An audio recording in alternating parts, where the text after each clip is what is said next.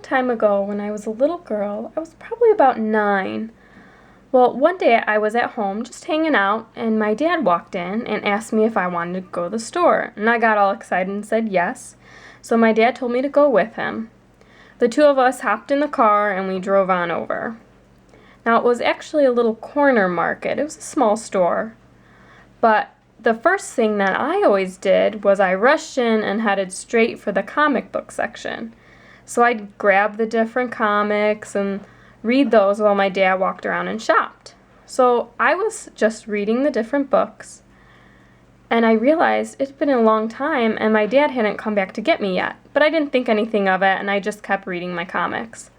But then more time passed, and I thought I'd better go check the store. And it was small, remember? So I walked around the corner, and there was no one in sight. My dad was nowhere to be found. So I thought that he must just be in the parking lot in the car waiting for me.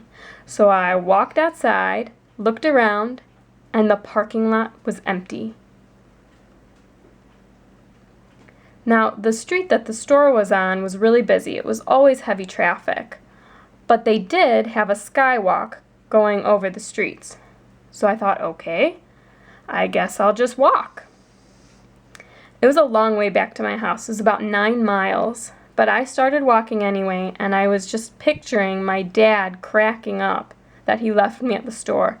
So I kept walking, and I just kept having this image in my mind of my dad cracking up, and it made me so mad. So I kept going. When I got back to my house, I walked in, and my mom was standing there washing dishes, and she waved hi to me. Obviously, she didn't miss me, so I just kind of waved and walked past. I was heading for my dad. When I found him, he was standing in the living room reading a book. And he wasn't laughing or anything, so I walked up to him and got his attention, and he looked at me and asked what was up. And I told him that he left me at the store, and he just gasped and told me that he had forgotten about me. Thanks, Dad.